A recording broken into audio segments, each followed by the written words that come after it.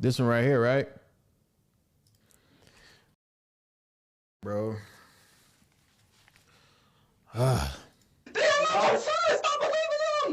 Be honest, baby. It's okay. Because you're gonna feel so much better. You're gonna feel so much better. When they pull this GPS, will it show that you were at home in your bed, or will it show that you were somewhere else? That's the question that was asked. You don't know? This is some shit that's serious. You gonna kill my family. What am I supposed to do? Robert, you don't understand that you're just as guilty if you know who did it and you're not saying nothing. That's guilty by association. I don't know. Snitching on everybody. If I was gonna get charged, why did you make me stay? I said I don't know. My life is ruined. When the bodies of 3 teenagers were discovered over a period of several days in the same neighborhood in Marion County, Florida, the police didn't know what to think. This would set the tone for the rest of the case, as the emerging suspects all seemed intent on blaming each other. The identity of the alleged perpetrator, along with the motive for the heartless, turned out to be more alarming than anyone wanted to believe. The police first to be more alarming. Can't stand eye boogers, bro. Alarming than anyone wanted to believe. The police first learned that something was terribly wrong just before midnight on March 30th, 2023, when they received this 911 call. There's a girl laying in front of my road and she's dying. Okay, is she awake? I don't know. She's out of her head. She's gargling on her blood. You need to turn her on her side so she doesn't choke, okay? It doesn't matter. Bro, one thing I hate, I promise I ain't gonna keep pausing, but I hate how not it is, bro. Like, I hate it so much. I literally hate it, bro. I hate it. Like, they, bro, they do, bro. What side? Like, on what side? No, just turn her on her side so she doesn't choke on the blood, okay? Oh, God. Is she awake? No. Okay, is she breathing? She's breathing. Oh. Do you know how far they are? I don't have an ETA, but they are on the way, okay? Deputies from the Marion County Sheriff's Department arrived moments before the ambulance. While paramedics rushed to try to save the victim, the deputies tried to get a grasp on the chaotic scene. Within 5 minutes of the ambulance arriving, the victim was on her way to the nearest hospital. The Sheriff's Department was left to pick apart the seemingly inexplicable scene. She's not responsive? No, not responsive. No, there's no ID, no nothing. Young girl, older girl? Younger girl. The shoe's right there, and that's been moved. She was right there, right? Yeah. And there's blood everywhere. I was not expecting that. No. Well, I thought it was going to be, honestly. Yeah, I immediately thought she had got, like, hit by a car. And I seen the big, but I've never seen an exit wound in a head. Yeah. So I wasn't aware. Oh, yeah. She's laying down. It's all pulled out. I mean, it was... And she was still breathing? Rapid breathing. Yeah. But I don't know. Medic said she ain't going to take it. Yeah, more than likely. I mean, if she did, that's wild. When police made contact with the 911 caller, they learned that he was just as confused about the situation as the deputies. He only became aware that something was amiss when he got a call from his neighbor across the street. You didn't hear nothing at all? She told me it sounded like someone crashed into my dumpster, and then there was like 2 shots. The neighbor in question made her way over to talk to the deputies directly. Unfortunately, what she said only served to make the situation even more mysterious. So, around what time did you hear? You said it sounded like a gun, Yeah, it wasn't a loud gunshot. I would say about 20, 30 minutes ago. It wasn't a loud gunshot, but I heard about 4 or 5. And I kind of blew it off casually, and then I just looked out my window because I did think it was strange with it, how late it was. And I saw the car run into the dumpster. Mm-hmm. And once I seen the car run into the dumpster, I stepped out my door, and I seen a man run out of the car down the road towards my yard, and I yelled at him. And then I seen him run back towards the car, take a minute, and I was calling him because it was his dumpster, and I seen him skirt off into the neighborhood. Did you see if anybody was in? Was there only one? Was there? I only seen one person running, and it was a male. It had a male figure, had a hat on. I want to say he was like 5 foot, maybe, but it was only one dude running down the road. This once again tracked with the evidence as police found several sets of footprints at the scene. Did you hear the crash first, or did you hear what sounded like I heard the gunshots first. Where did you? The deputies closed down the main entrances and exits to the Forest Lakes Park neighborhood, hoping to catch the alleged shooter as he attempted to flee. Unfortunately, the area was heavily wooded, with plenty of places to hide and lots of back roads. This made for a difficult search for police and an easy getaway for the alleged perpetrator. Meanwhile, the hospital where the victim was being treated was able to provide some help in that regard. They identified the girl as 16-year-old Layla Silvernail. Her grandparents, who were her legal guardians, were understandably distraught. Detectives first made contact with her grandfather, Kenneth. Layla was found, she was apparently with a gunshot wound, and she was taken to the hospital. So that's part of the reason why we came here, was to let you know about her status, but we also wanted to know any information that you had about who she was with yesterday, who she hanged out with. What's she in the hospital for? She had a gunshot wound. Huh? She was shot. You're kidding. No, that's what I told you when I came. This is what I've been trying to tell her. You're hanging around with a crew. Kenneth hurried to the back of the house to get his wife, Lisa.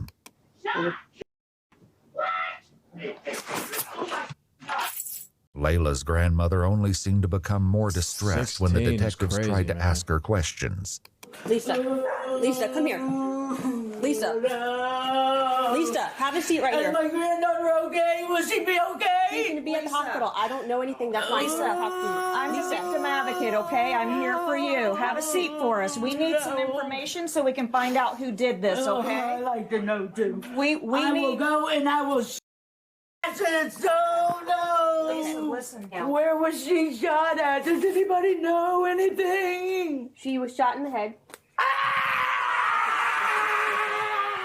Listen. That's all we have right now, okay?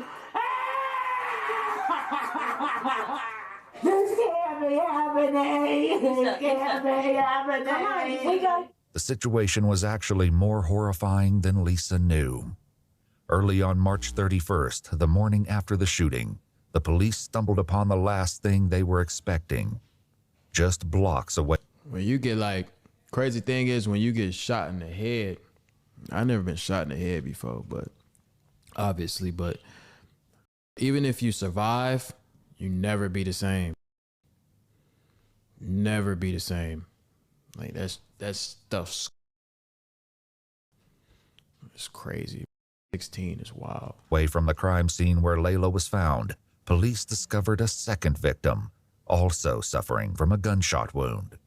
There was little doubt that the two cases were connected, which made the search for the shooter all the more urgent.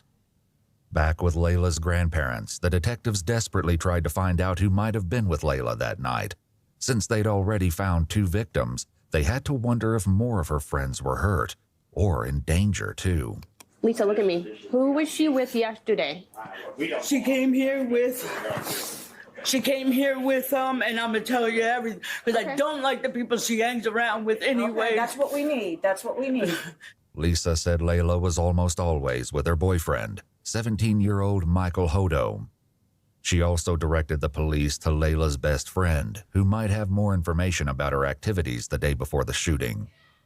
Another name came up too, and it was one police were already familiar with. And then that runaway girl, Camille. Okay. She was with her too yesterday. Camille Quarles, 16, had been reported as a runaway by her aunt and legal guardian several weeks prior. It was an open secret that she'd been staying with Layla at her grandparents' house, but no one had successfully brought her home yet. When police made contact with Camille's aunt, Amy, she was not shy about expressing her frustration with the investigation. I did call it in this morning to ask somebody to go through there, and nobody has called me back. I've called 5 or 6 times a day since she's been gone. Even worse, Amy's son was hearing all kinds of gossip about the case at school. People were saying Camille had also been shot. The names of the victims and the location of the crime was seemingly common knowledge. Disturbingly, police had not yet confirmed if Southeast 93 place.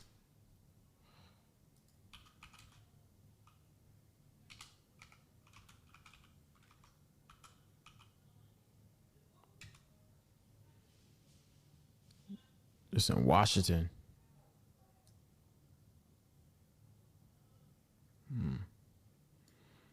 I didn't even know Washington was like that. It's crazy. Camille was involved. Also, they'd not yet released the names of the victims or the location, which meant whoever was spreading this information had to be involved. And there was another body discovered this morning. Oh, Florida. In that neighborhood. Okay. I want to know if it's my child. Okay, the second person is not Camille. I can't identify who that person is, but it's not her. The identity of the second victim only made the case more dire, especially in regards to Camille's safety. Frustratingly, the police were still in the dark about most of the lead up to the crime, up until they got in touch with Layla's best friend, Gabby. She was more forthcoming and told the detectives that she'd spent the day with Layla and her boyfriend, Michael Hodo, and several other teens who would soon become an integral part of the case. Was there anybody else in the car other than you, Layla, anytime during the day? Camille was there. This was the second statement placing Camille at the scene of the crime, but disturbingly, there was still no sign of her. Prior to the shooting, Camille's aunt said she'd caught sight of her at the park once or twice and kept a close eye on her Instagram feed to see what she was up to. Since the night of the 30th, though, it had been radio silence. Back with the detectives, Layla's friend recounted their travels throughout the day and who else was with the group. We went to Rob's. We went to I don't know if it's abandoned. Do you know what a trap house is? Yeah. Okay, so apparently, this kid Rob, I don't know him personally, but they do. Okay. They're like friends or whatever, and we just. Huh? Nigga, that's all I watch at home. For real? For years, nigga. Oh, it's like everybody watching this one. What's that? It's like 16-year-old girl got shot in the head. I'll be watching these bitches like a motherfucker. I'm finna finish it right now. Wait, so you just finna sit and watch? This is when I'm finna go to sleep. For real? Nah, like everybody watching it. No, I'm talking about when I'm ready to go to sleep, I sit in my bed and I cut one of these on, and when it come off, I just get off. You just finna casually just sit right here and watch it? I'm finna watch it. Yeah, I'm about to see what happened. You do tell you that at the end. Don't tell me. I never watched that. Just went over there and we chilled over there. Significantly, Gabby said that Layla had been the one driving all day, but the only sign of her vehicle, a white Chevy Cruze, was a tire track left at the crime scene.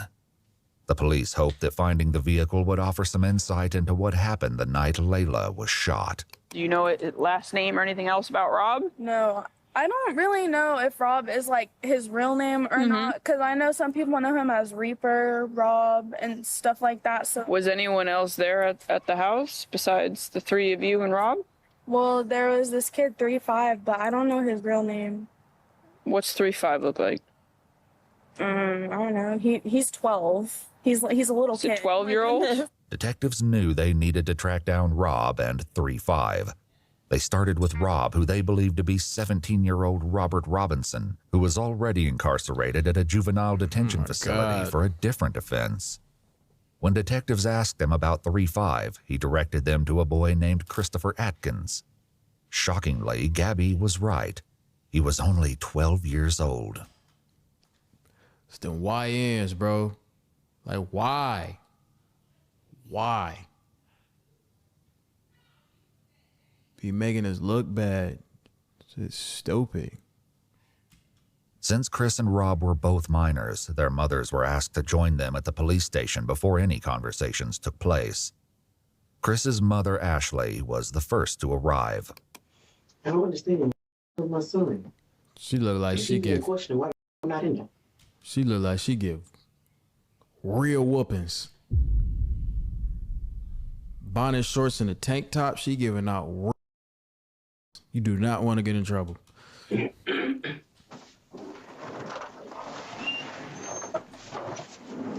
Life-changing Where's whoopings. my son? He's in the other room right here. They talking to him? Not yet. No, they're all getting their stuff together. It seems she wasn't convinced they weren't already questioning him, because Ashley did her best to hear what was going on in the other room. With the furry sandals. After almost 2 hours of waiting, she was finally escorted to the next room to join Chris, who was visibly trembling. Can I put this on her? Sure. Yes, ma'am. Absolutely. Did you want another jacket? Okay. Are you sure? You look like you're cold. Let me get you. You say you have 4 siblings? Okay. You guys get along okay in the house?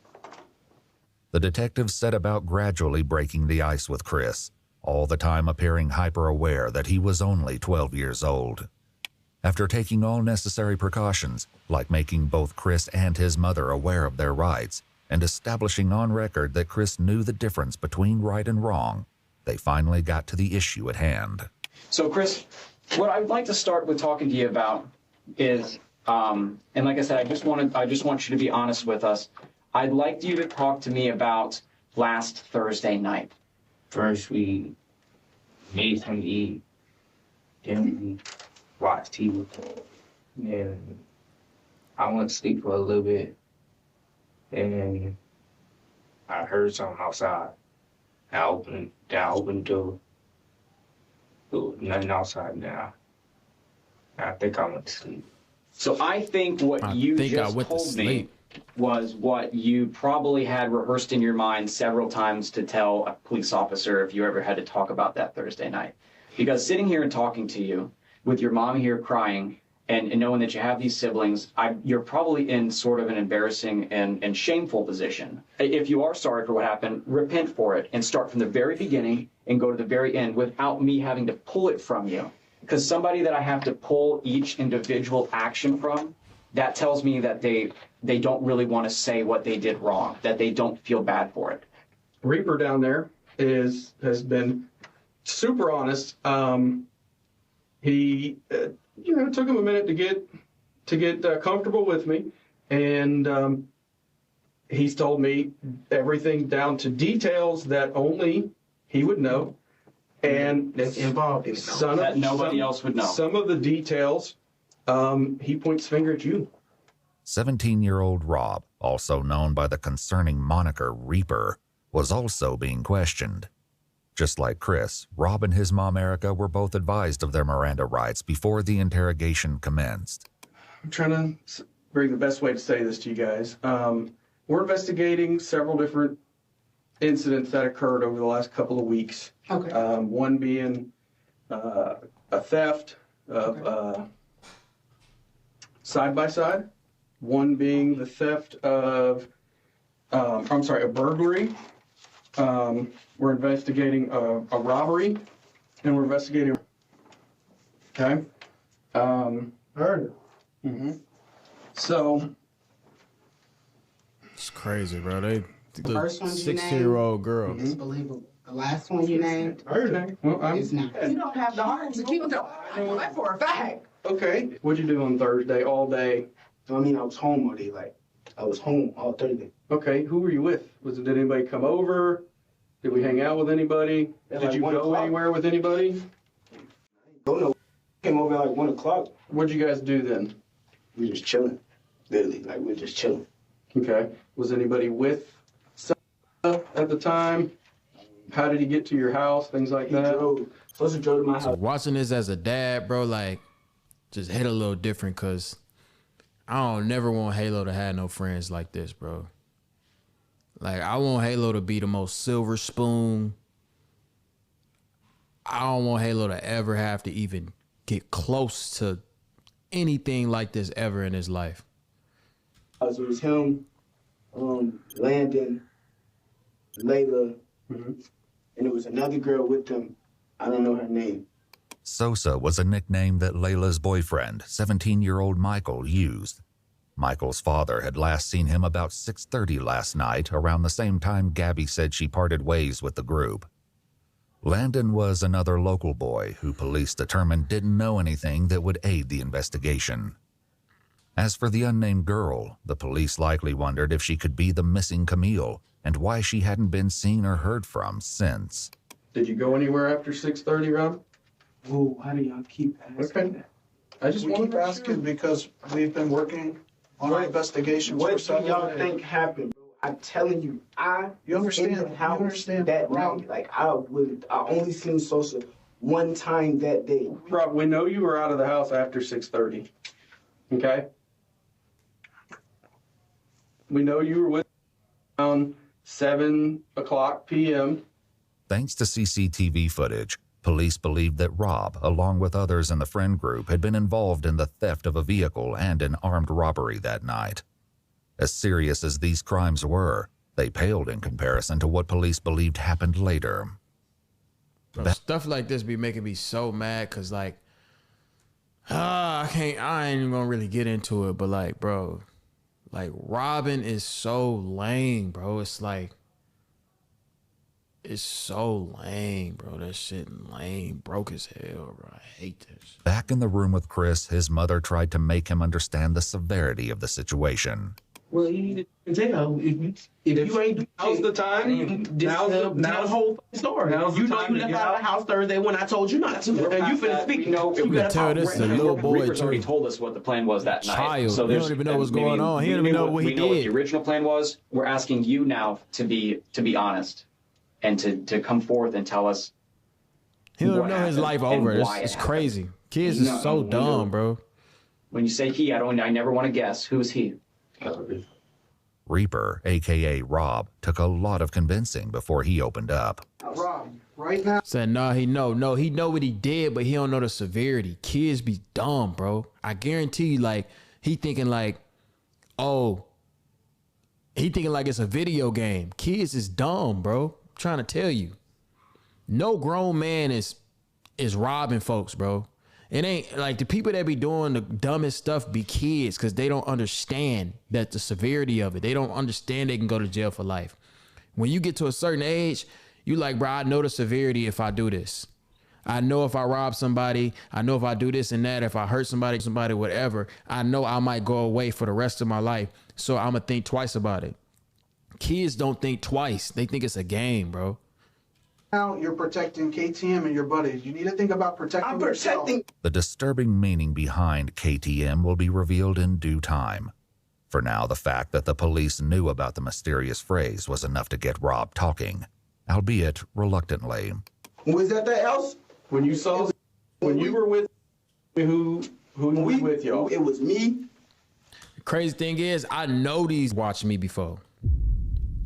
I know they watch my vlogs.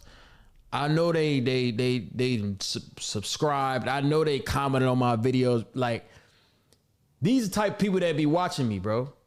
That's why, like, every time I get a chance, I try to say something motivating because I'm like, bro, it's way more money in the world than robbing somebody, bro. Like, what are you gonna do? Then you gotta sell the shit. Okay, cool. You sold it. Boom, boom. You got the little money. Woo, woo. You got lowball. Bam. Money gone in what? 3-4 months? It's just dumb, bro. I ain't gonna yap, though. Let's keep watching it. 3-5. Mm-hmm. This is a Layla child. was there. Mm-hmm. And that was it. The police knew by now that there were more people at the house than just Chris, Rob, Michael, and Layla. Did you go anywhere with them that night? No, I ain't go nowhere with them. I just told you. I swear to God, was at the house. They said they was finna leave. I went back home. Actually, Mom, I didn't come in until like late. I didn't come in till after 7 anyways. You don't know what time you came home. Now, But they talking about what now Mulaka at 7:10.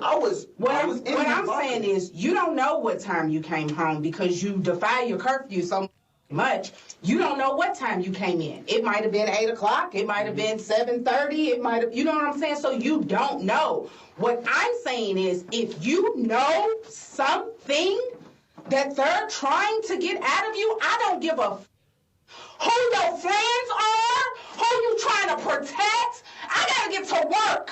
And I'm sick of dealing with this jail. Could you choose to have friends? You need to be honest. Unfortunately for Rob, the police already knew that he was still holding back the dark details of what he got up to that night. What about a cell phone? Do you own that phone? Yeah, I own that phone. So Okay. do you all want permission to check the location? That on would be phone? great. Yeah. No. That would What be do you great. mean no? Oh, they can check my phone. They might find They're not something else in looking. there. They're not looking in your phone for anything else. So you're certain that your phone GPS will keep you at your house that night? Are you? Are you? So we got. All right, this might be a hot take, but why is the mom, you know what I'm saying? Like, I might be tripping. Let me put myself in this position. If this was Halo, right? Even though he did bad, I'm never snitching on my son, bro. I don't give a what he did. I don't care if he spent a whole crib. I'm never gonna snitch on my son. She tripping. I ain't gonna lie. That's how I feel. Hot take. I don't care what y'all think, but I never snitch on my son. I don't care what he did. No, so we gon' I can just tell you, I really don't know nothing about no. That is the truth. I don't know nothing about no, and I was not there with no murder. That's not what they asked, though. That's not what they asked. What they asked was, when they pull this GPS, will it show that you were at home in your bed, or will it show that you were somewhere else? That's the question that was asked. You don't know? I don't know what y'all want me to do. Like, I'm telling you stuff. They want you to telling me I'm lying, and I'm telling them the truth. And you sitting there going with them. Why don't you believe in them? They are not your son. Stop believing them. I feel him though. Like, I feel him. Like, you my mom. Like, it don't matter. You know what I'm saying? I don't know. Maybe I'm tripping. I just would never. I would never like his whole life is depending on, you know what I'm saying, and you helping the police put me away for life. I don't know. Oh, no, I was not there. Like, I didn't say I was not there. You were there. Wait, First and I foremost. was sitting there just moving everything you're saying. No, first and foremost, you lie so much. You say, y'all saying it's his fault. I understand that it's his fault, but you let the police figure that out. Don't snitch on your kid. Why would you tell on your kid? Let the police figure that out. That's their whole job. I don't know what to believe what comes out your mouth. You done burnt the bridge that's been gone. Let's get that understood. Like, I was like, but what I'm saying is, you so quick to want to protect people. And let me finish.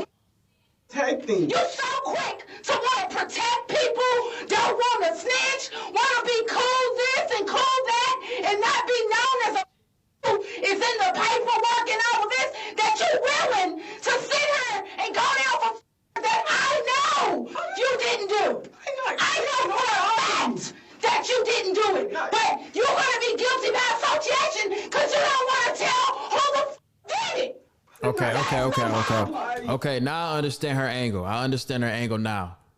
I understand it. She trying to tell him, hey, tell them what happened. AKA quote unquote snitch. Or you going from, I get it. I understand. W mom. I did not nobody. I did not nobody. Did somebody you know do it? Like, what the No, I don't know nothing about no. I don't know nothing about no. And if you lying, you standing on this island by yourself. Because if you got something to tell these people, I don't have nothing because they have a way to tell if you're lying. The best way to tell if Rob was lying was Chris, who was still in the room next door. He was sharing a bit more than Rob, and some key differences in their statements stood out already. What do you think he's going to tell us, Robert? He's not going to, with me, I swear to God, he's not going to, I didn't do anything. I promise you I didn't do anything. Who did? I don't understand why you keep lying. And then you go back. Because it's going to be a snitch. And they're going to kill me.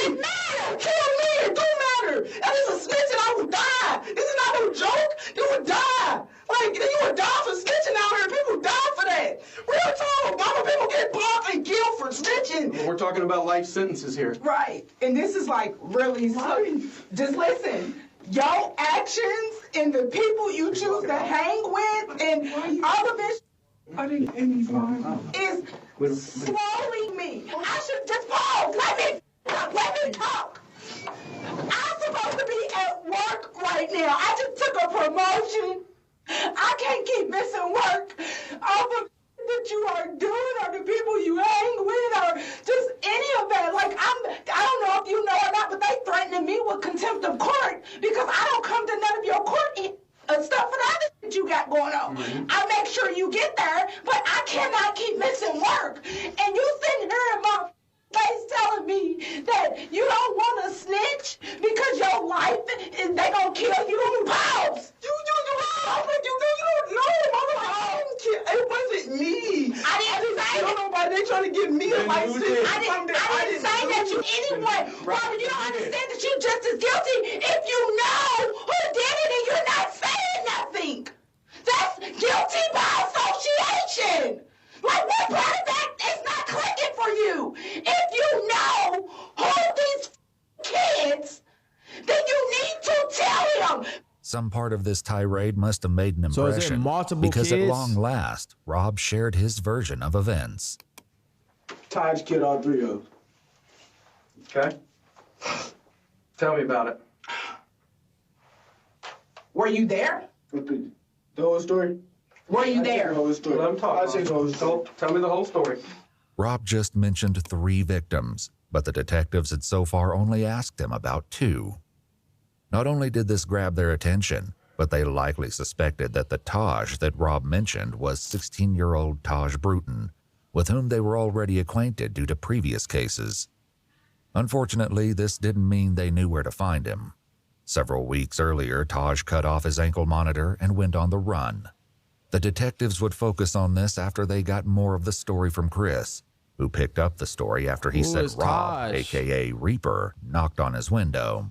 Okay, Reaper knocks on the window. He knocked on the window. He said, "Come on, we finna go see some girls or something."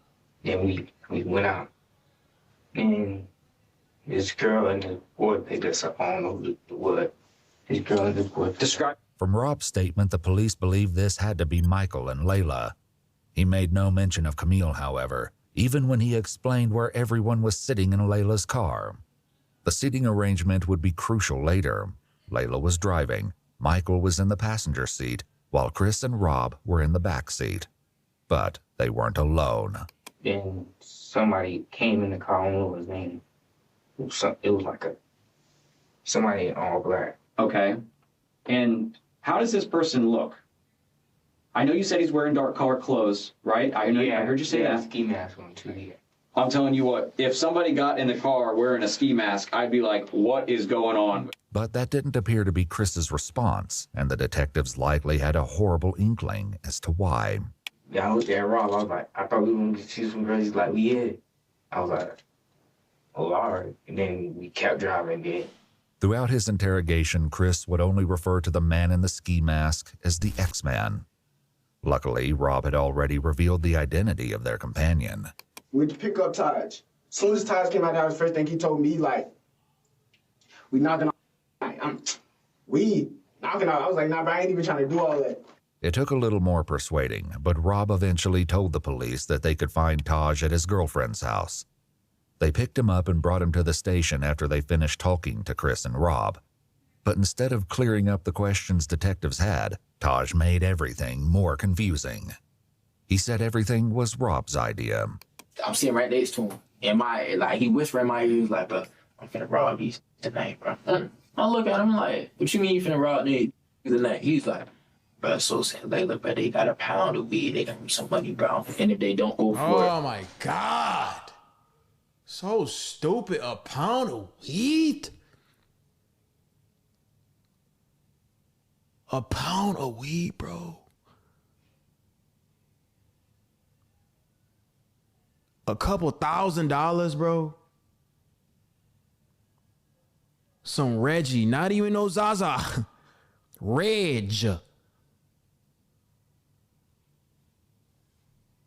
A pound of weed is great. That just pissed me off. Whoa. A pound of weed. Wow. I'm gonna kill him. That's exactly how he said. At this point, I'm frantic, but I can't, if I tell Sosa, right, Rob's sitting right next to me, so therefore he's gonna shoot me. So I'm sitting here, I'm scared as hell, so I'm like, I ain't got no choice but to just sit here and it is what it is.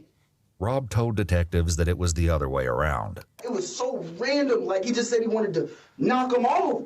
I'm not thinking he's serious, though. Like, at the time, when he first said it, if you would have seen his face, like, right, he was laughing. Like, if I would have really thought he was finna kill like, I wouldn't have got back in that car. I would have stayed right there and called my mom and be like, can you come get me? I didn't think he was serious until when the car started slowing down and I seen him up the gun.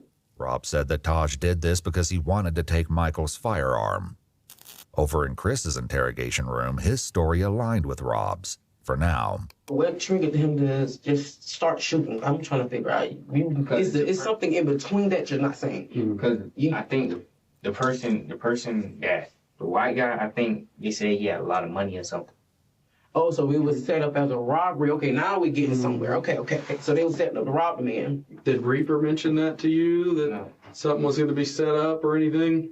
He didn't even know. Like, all I heard was power. Then I thought somebody was shooting at us, so I hopped out the car and ran. I'm looking. Boom! Boom! Once again, Taj's version was a little different. 3-5 shot at Sosa. Boom. Layla got shot by Rob because that was diagonal. It was crazy. Just like that. It took 2 shots. It wasn't no more than that. It took 2 shots to both of them. The police knew at least part of this was true. Who shot who was yet to be determined. But tragically, they'd confirmed the second victim as Layla's boyfriend, Michael Hodo. He was in the grass by the side of the road, just blocks away from Layla. He was deceased when police found him. Michael's father had a heartbreaking reaction when he found out that his son would not be coming home. My son's dead, isn't he? I'm sorry to be the one to tell you. No! Oh my God! No! Can they come back out here and help? We have to talk. We have to find this out. Who's to find us? This is to go find out who did this to Sam. I'll find him when I go and kill him. Oh my God! No, that's not my baby. While Michael's family reeled from the devastating news, Chris continued with his upsetting story about Michael's final moments. And you said he shot this white guy first? Yeah, the white guy was like sitting like this. And where'd he shoot him at? Like right here. And the gun was pressed up against his head? Is that what you're? I think it was like. Okay. And then what about the white girl that's driving? Tell me about that. He turned the gun and shot her. Where'd he shoot her at? I don't know. Rob agreed, which would soon become increasingly rare. Where did he shoot Layla? Oh, I think it was headshots. On the other hand, Taj put the blame back on his 2 companions. I know he shot Sosa in the back of the head. I seen that happen. I seen Rob try to shoot her, right? And when he tried to shoot her, he shot her, and then his gun didn't go off, so he reloaded it again and shot her. All contradictions temporarily aside, Chris added another disturbing detail. Did he see it coming? No, it was like to the back of his head. Okay. Did he have any time to defend himself? No, but Taj just upped him and shot him in the head. At this point, police were still searching Forest Lakes Park for evidence. Now that they knew the shooting had occurred in Layla's car, it was more important than ever to find the vehicle. Most of all, though, they were looking for any sign of Camille.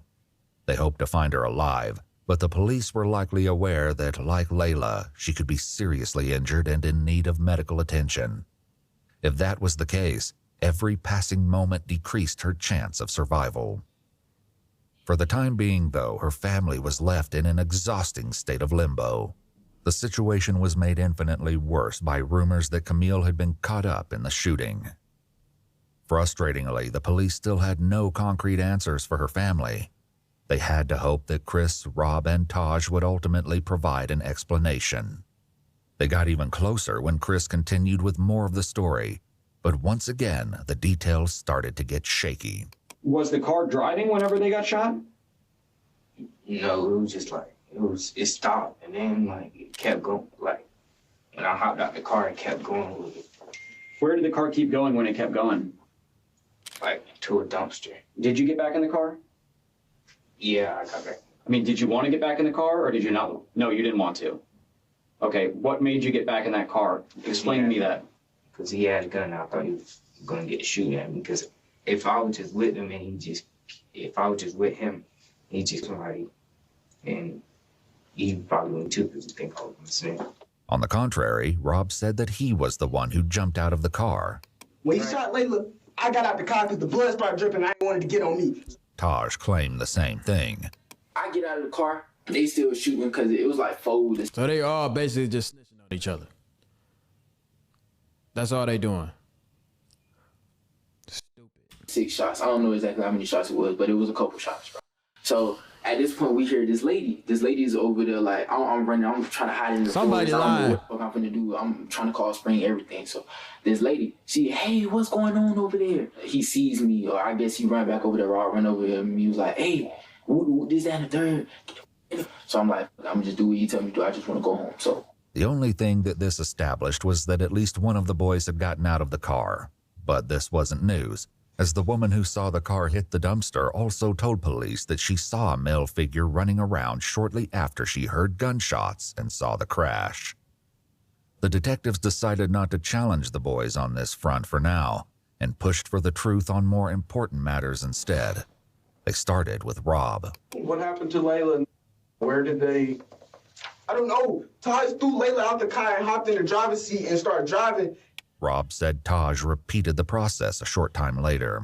Taj pulled body out the car, patted him down at the cannon. He grabbed the cannon, got back in the driver's seat, and he drove off.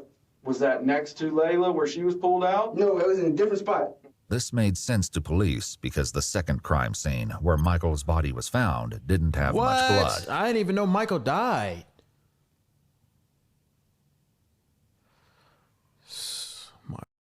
These are kids.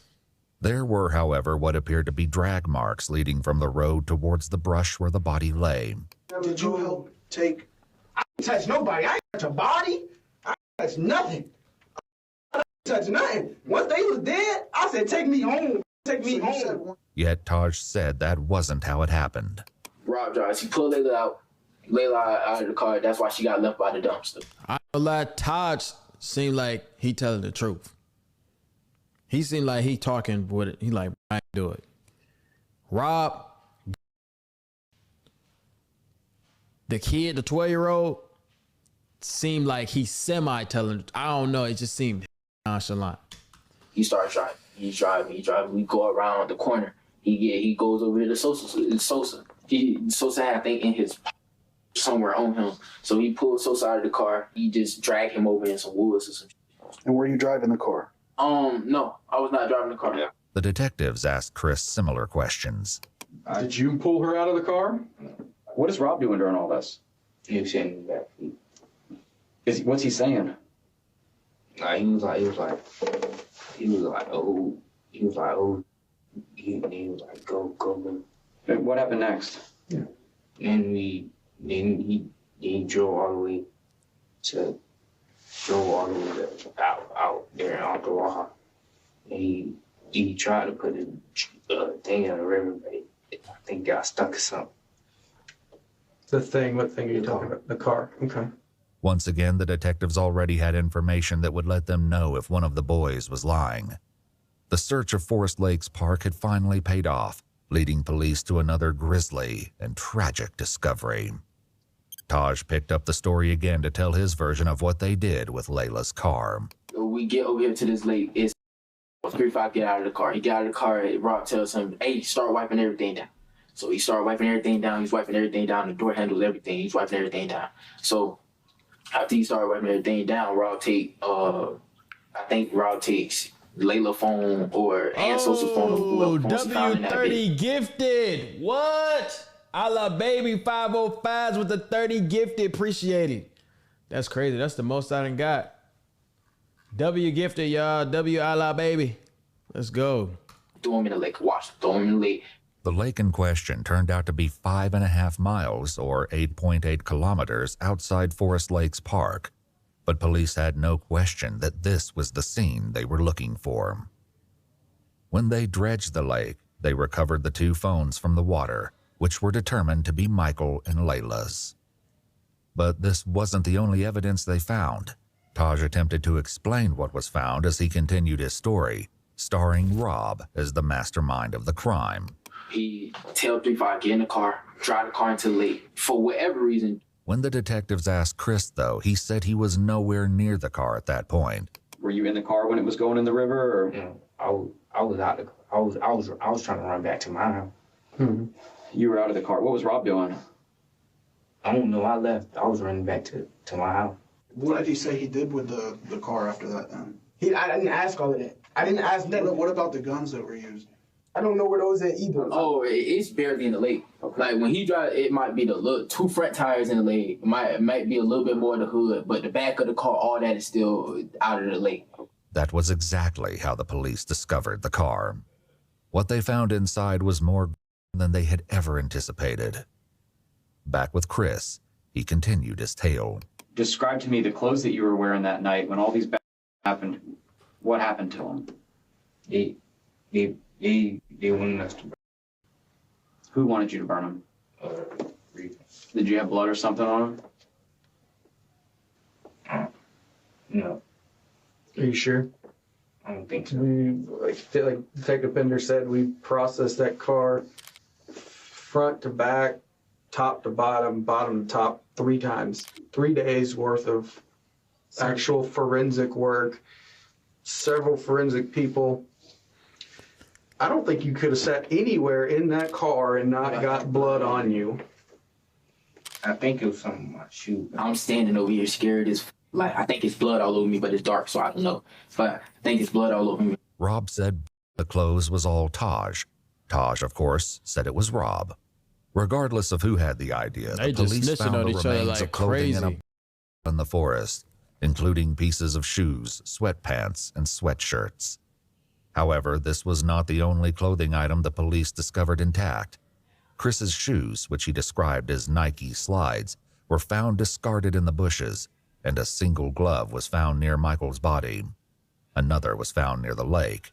The police asked Taj about this. So were you wearing gloves at this time? Yes, I was wearing gloves, because like I said, I was supposed to go pee. And what about Rob? Rob was wearing gloves too. Yes, Rob was wearing gloves. Taj revealed that the original plan was for the group to go car hopping that night, which was why he was wearing gloves and a ski mask. But police had to wonder if there was a far darker reason the boys brought these items. For now, the detectives wrapped up the conversation with Rob. Do you feel a little better now that you were honest? Did you need to get that off your chest? Worse. Now I feel like I just snitched on everybody and The detective stepped out, but little did Rob know that his night at the police station was far from over. There was a lot more that he needed to fess up to, but for now, he was left alone with his mother. I'm gonna charge you because you were there and you didn't come forward. Did come forward. I'm talking about when it happened. I just told him everything. I'm just letting you know, Rob. You don't understand. I'm gonna get charged. Mama, I was the one that know. was snitching on everybody. If I was gonna get charged, why did you make me stay? I said I don't know. Alright. What's the point of snitching? We're gonna ask you to step out now.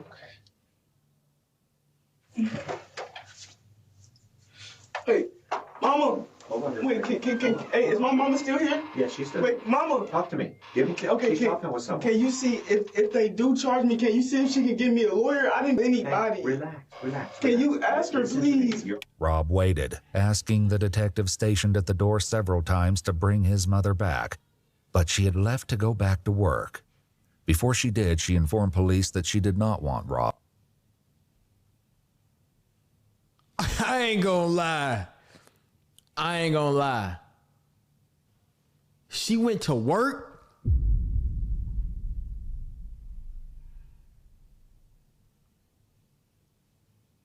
So you telling me she cooked him, right? She cooked her son, right? She played as a police officer, cooked her own son, and went back to work afterwards, bro. I gotta be tripping. Am I tripping? Rent gotta get paid, bro. You could miss a day of work if your son finna get life? What? Bro, 1 day of work? A 9 to 5?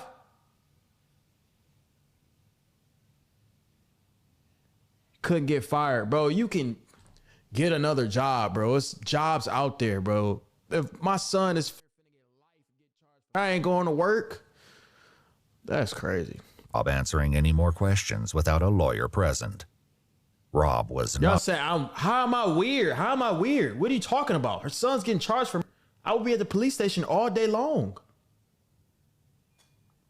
If anything, my boss should understand what happened. That's messed up. Out on board with this plan. Is my mama still okay? Hold on. How can I get charged for? Listen. Can you explain it to me? Hold on. We got it. We're taking your DNA, okay? While the police took Rob's DNA, fingerprints, and photos, he continued to ask them how it was possible that he would be charged with. Listen, can I tell you the situation, please? I heard it. Listen, let them do their thing. Your mama's not here yet. We can't talk to you. She's close? I don't know how far she got, but she is on her way. Rob's interrogation might have been on pause, but the conversation with Chris remained in full swing. The questions he faced were about to get a whole lot harder. They executed a search warrant on the house, which they did collect some things, and I'd like to talk to you about those things too. Mm-hmm. But because you, because it looked like a surprise on that. Yeah, like what was in my house that got to do with this homicide? And I will, and I'm going to tell you about that because, like I said, I'm not going to leave anything out. It's I can tell you, it's pretty. I guess I would use that word. So, are you serious? Do you own any firearms, ma'am? Does anyone in your home own a firearm? Okay, because I'm pretty sure they found one or two firearms in the house. And I'm sure you guys have watched CSI, right? We can take a firearm, we can shoot it. That round that you shoot, we can take, and we can put it into a computer and tell you who got, can actually compare it to other fired casings, like the shell from the bullet. Stupid. So I can tell. I can just see he ain't saying nothing. He lying. How? He told me to hold the guns from. Why would you hold guns from when you know something that dumb just happened? That was stupid. When Reaper gave you these, you think that they're going to be related to this? I think so. Describe to me why you think that. Because he said, put these up, make sure your mama don't find them. Okay. And the gun that you saw X-Man use, was it either one of those two guns? I think it's the black one. Meanwhile, Rob continued to wait. Didn't kill bro. Didn't kill anybody. I want to be charged with murder. I do not want to be charged with murder, bro. Eventually, the detectives did come back to speak with him, since he was insistent on saying more, even though his mother did not return to the station. All right, so, you know, I explained to you what your mom said on the phone, right? She didn't want us to ask you any more questions without a lawyer present. You reapproached me a couple times. And you said that you wanted to discuss some stuff further, right? I just want to make sure that we're clear that you don't have to answer a question. You don't have to talk to us at this point. But you've stated to me that it's my case. I want to talk to you. Yes. Because Rob's mom was no longer present, they read him his Miranda rights again. Right off the bat, he admitted to additional involvement. Taj told me to help him pull the body out of the trunk and throw it in the lake. He grabs it. He's trying to pull a leg. And he was like, "Bruh, it's heavy. I need help." So I grabbed one leg. I tried to help. I was like, "Bruh, it's too heavy. I don't want to do this." Put the thing down. Left the girl in the trunk because I told him I didn't want to help him. Like, Rob went on to tell a long, rambling tale about selling his gun the day before the crimes took place. The detectives hear him out before dropping a bombshell. So that's an issue because we have that gun now. No, that's not. It was at 3-5's house. You said you sold it. I did. That's not my gun. That one's not mine. That's not my gun. In addition to this, the police strongly suspected Rob had stolen the firearm. You may tell the truth that you didn't pull a trigger, but you knew this was going to happen. You knew it was going to happen. I did not know this. The detectives had a similar exchange with Taj. We've sent some of the... He doing all that snitching. They probably going to get him 30 minutes less than the sentence he was already going to get. casings off to be examined already. It's not back, I'll tell you that. Otherwise, we would probably be having this conversation. That those casings aren't going to come back, like he said, to a third gun. To a third gun, they shouldn't. Multiple casings were found at all 3 crime scenes, but especially near the car at the lake. Even if the boys weren't budging on the issue of who shot who, lab tests would reveal the truth in due time.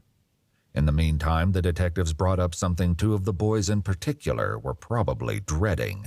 Let's talk about the trunk of that car. You looking at the trunk? Yeah. There's another part that we haven't talked about. Trunk? Mm-hmm. It was a girl in the trunk.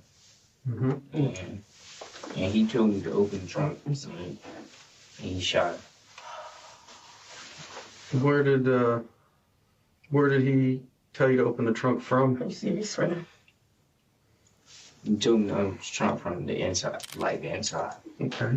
And whenever you pulled that open, tell me about what you saw in there. All I seen was luggage, and then he said move, and then he shot. Okay. You said all you saw was luggage? Luggage and it was like a girl. And what part of her body could you see? Could you see her feet, or her hair, her hand? Describe to me I seen hair.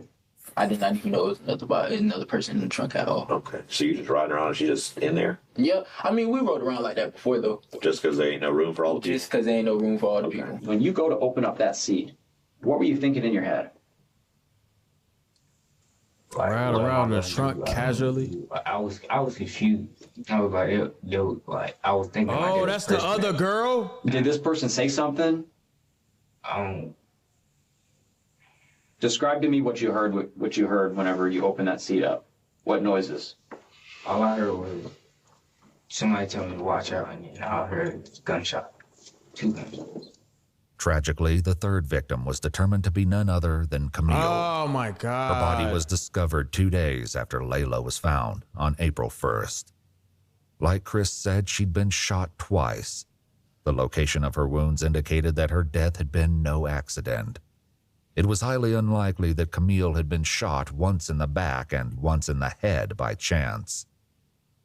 As soon as she was identified, law enforcement made contact with her aunt, Amy, for a difficult conversation. So you probably know why we're here, where we've been investigating the incident that happened Friday involving Layla and the other individual that was found deceased. You know, it took us a little while because we couldn't positively identify her, so it took us a little while.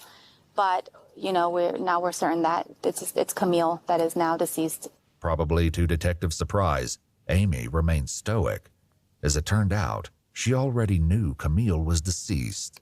The grandpa of Layla actually came to my house when I found your card, telling me that Camille was deceased, and how are you doing is what he told me. They were talking about Camille it at the hospital, that Camille was deceased already.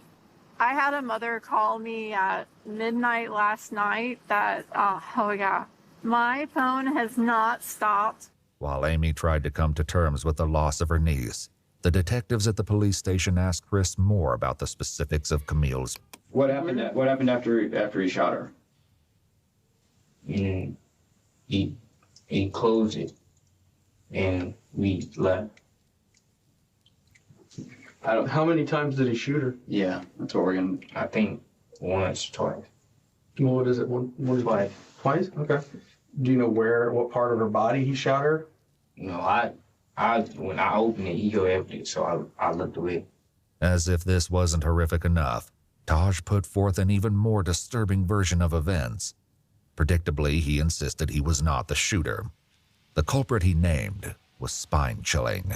Who folds the seat down? 3-5, because he was on the side, so he hops out of the car, right? He can get out of the car, flip the seat down, boom, hit her once. So he shot her once. Where did he shoot her? Oh, I don't know. I couldn't see exactly where he shot her at all. And then she's not dead yet, so Rob sees that and he shoots her to make sure she's dead. So Layla got 1 headshot, and then Camille got 2 because she wasn't dead yet.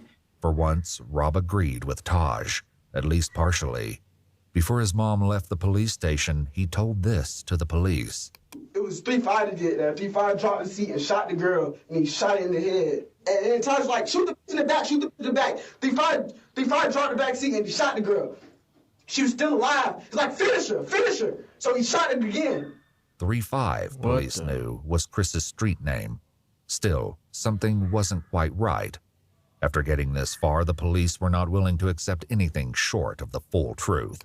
Now, Reaper, Rob, there's a lot of similarities that are You could tell Rob ain't lying about that finisher. He was too passionate. Overlapping here, but there's definitely a discrepancy that Rob told us about what happened to the person in the trunk. They're trying to make him the shooter, right? Yeah, that's what y'all leaving out. I mean, be honest. Be honest. We being all being honest here. Just be honest. Is he the shooter? That's what they're saying. That's all you gotta do. That's all you gotta do is just say that. I mean, stop going around it. I can tell you that he is not. You, Chris, are not being blamed for those people in the front seat. In the back seat is what the trunk is the one that we have some issues with the trunk. I'm gonna keep it real about. Tell us. Be honest, baby. It's okay. Because you're gonna feel so much better. You're gonna feel so much better. You're gonna feel so much better once you talk about what he's. Tell me. Say it. Just say it. He said, everybody you do it, you gonna everybody I know. So tell us what you did. He said you gonna kill everybody I know. Yeah. Who made you do it? Who is it? Rob. Rob made you do it? Yeah. He said he gonna get everybody you know. Well, who is the X-Man? I don't know who that is. Now, did you... Just calm down. Yet again, Rob said something different. Before his mom left the station, he had shared this information.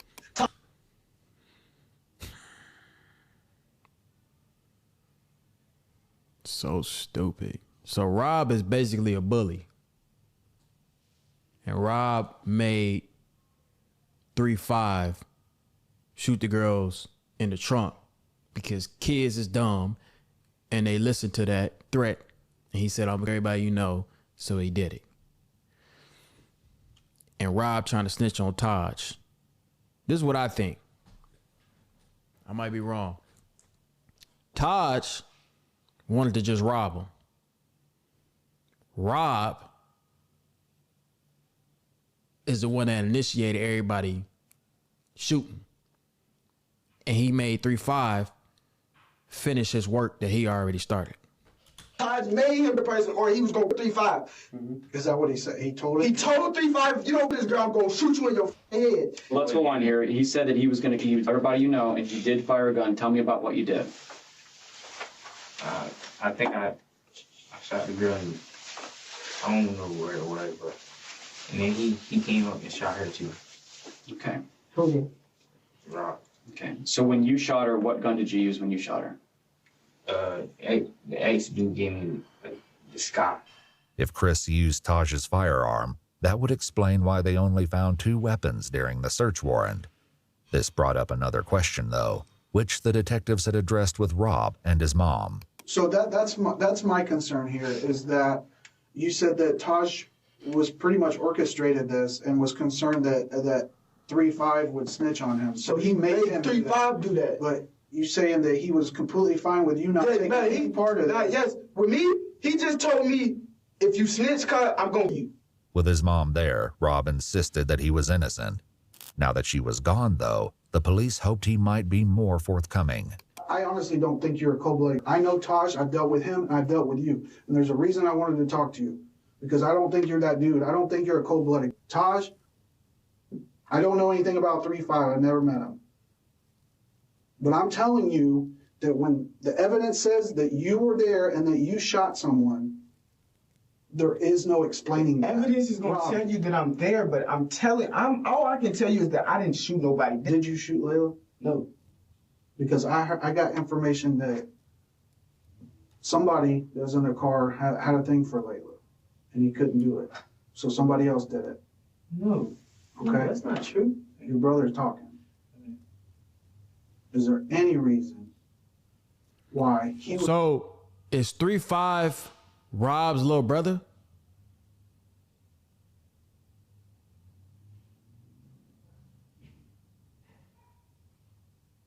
No, okay. Would be telling people that you shot one of those people. Friends, if you didn't do it. Police likely used this as a tactic to get Rob to talk and hopefully reveal the truth. Perhaps this was how Amy knew Camille was deceased before the detectives contacted her. In Chris's interrogation room, his mother struggled to come to terms with what he'd done. You shot somebody that's dead, boy. What the No, this is a homicide. This is 3 people dead. This is some that's serious. You gonna kill my family. What am I supposed to do? That's why I understand. That's what we were trying to tell you from the beginning. Chris, take a deep breath. Just calm take down. a deep breath. Now listen to me. When you say that someone threatens your family and threatens you, I need to put it in the report. Take a deep breath.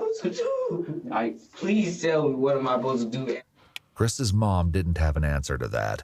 She asked one of the detectives if she could step out for a moment to compose herself. No, he know where I live, and he knows my whole family. He was on my whole. Are you talking about Reaper, or are you talking about Stavo? Reaper. Let's talk about X-Men real quick.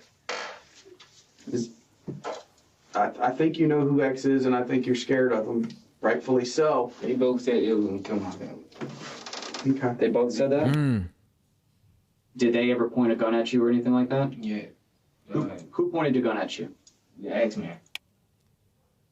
He was like, don't tell nobody. Don't tell nobody. I'm down to kill your mom. Rob also told the detectives that he and Chris were in serious danger at the time of the crime.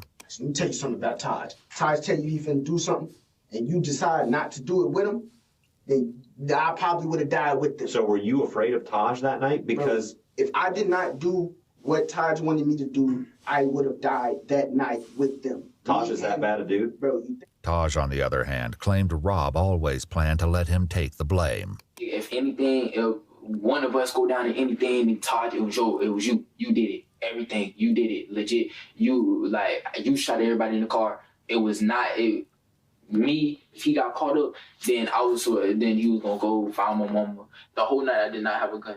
Rob continued with his story, claiming that he only participated out of fear. Did Taj tell you to put the gun to somebody? But Taj told me, he told me he gonna kill Sosa. He wanted me to shoot Layla, and then he wanted 3-5 to shoot the girl in the back. I told him I didn't want to do it. Told me if I didn't do it, he was gonna be. You hold the gun to Layla's head? Yeah, but I tried to shoot it, but it clicked. I tried to shoot, but it clicked. Like, I didn't have it cocked back. I tried to shoot it, and it clicked twice, so then Stavo just did it himself. That's why. I think my gun wasn't cocked back. Listen. I'm telling y'all the truth, and y'all still think I'm lying. Like, what I'm supposed to do, bro? Okay. So how long before he actually pointed the gun, he told you to shoot Layla? We was already in the car. Like, he put it in his notes, showed me, and then deleted the note. When was that in the night? How early? How much before? No, that was like right before it happened. Did you shoot that girl in the trunk? In the trunk? Yeah. Y'all not even paying attention to the time, bro. That's how they getting them. But it's 6 a.m. in the morning. 7 a.m. in the morning about to be. They've been in there since 1 a.m. Bored as hell, bro. Like I said, I wasn't there. 3-5 shot that girl in the trunk. Still, the police suspected something was being left out. Was she still moving after you shot her? He said she was still breathing or something. Mm-hmm. Who said that, X-Man or Rob? Did you shoot the girl once or did you shoot her twice? I mean, it doesn't matter at this point. I shot her once, and he shot her again. Chris was talking about Rob. Thankfully, the police were finally getting somewhere with him, too. You shot her once. How many times you shoot her? Once. You shot her once? Where'd you shoot her? I don't know. Yeah, you do. There ain't no question. There ain't no question where she was shot. There's you talking about one end to the other. Where'd you shoot her? Just shot, bro. I seen her and I shot. Like, why? Because she was still alive. She was gonna snitch on us all. We was all gonna go to jail for life. I didn't want to do none of it. You still if I want didn't kill that girl, Stavo was going to me. I swear to God. I'm looking at her in her eyes. She's dead. Finally, the truth came out. Ballistics reports comparing shell cases found at the scene to the firearms found in Chris's house indicated a match. Whether or not there was a third shooter remained to be seen. Are you sorry for what happened? I did not want it to happen. I never wanted that to happen. Like, I never wanted to anybody. I never wanted to shoot anybody. You was just saying you didn't know nobody.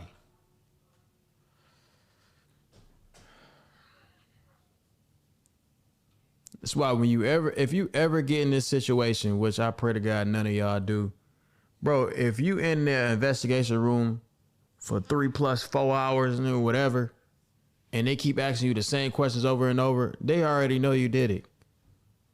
It's over already. I never want any of that to happen. I just wanted to get a little bit of money. The detectives made one last effort with Taj. People already ended up there because of you guys' craziness. No, not my craziness. It's not my craziness.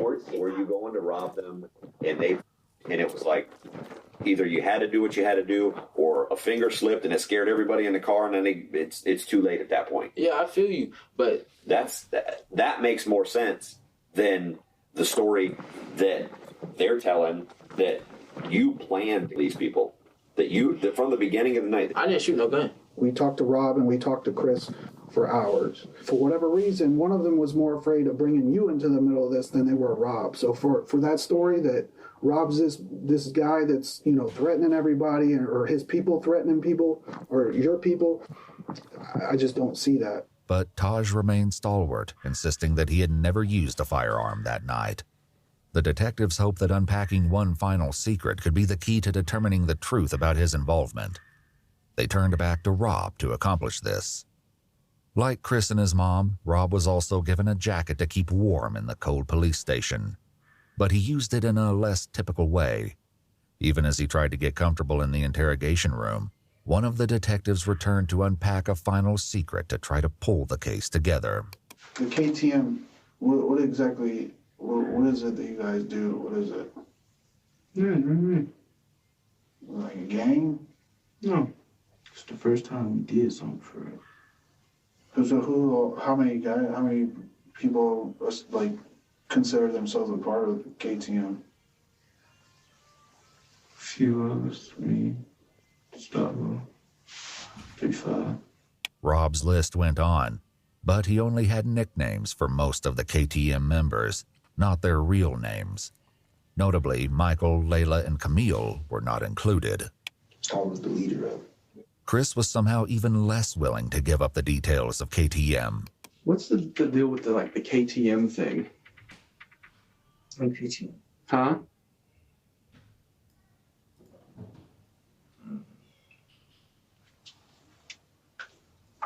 I know Reaper has the tattoo. What does it mean?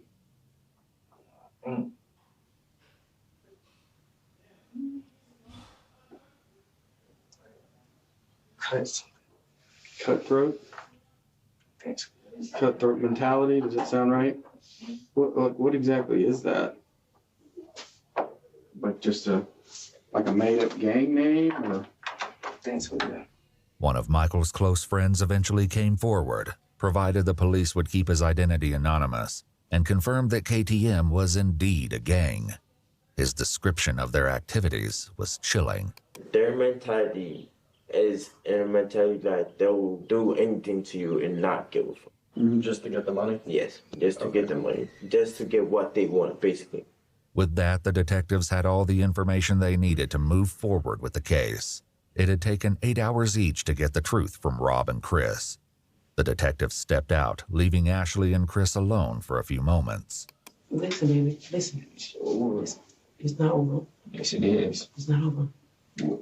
It's not over. You just better pray and hope that the gun that you shot her with wasn't murder, baby. Ashley also had some devastating news to deliver that was sure to upset him further. I'm gonna go to jail. So when I leave him, top. That's I gotta go. So I'm gonna go. And Grandma gonna be trying to figure out something. I'm gonna try to get out of this. When I get out of here, I'm trying to get you home. Ashley had a warrant out for her arrest, and in order to be with her son while he was interrogated, turned herself in to police.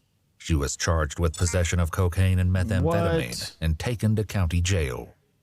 Chris, Rob, and Taj were all taken to juvenile detention, and on May 15, 2023, a grand jury indicted all 3 boys.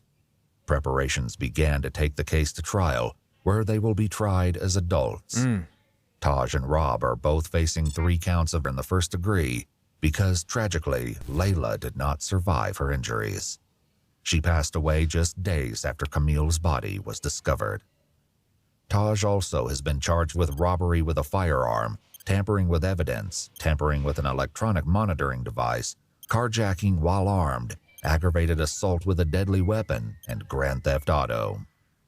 Rob had a similarly long list of charges in addition to 3 counts of including armed burglary, grand theft of a firearm, petty theft, robbery with a firearm, and tampering with evidence. Chris, meanwhile, was only charged with 1 count for Camille, whom he admitted to shooting while she was in the trunk. The other charges against him were dropped, including grand theft of a firearm and burglary. However, he's now facing an additional charge of battery after getting into a fight while incarcerated. Currently, all 3 boys have entered pleas of not guilty, but the trial is ongoing. What the court finds and how justice will be served for Layla, Michael, and Camille remains to be seen. That is so crazy, bro. I think they're going to end up letting the little boy off on a lighter sentence. The other 2 going to get life. I wonder if I can find their Instagrams. They got Instagrams. Because I swear, bro, YNs is the only ones that watch my videos, bro.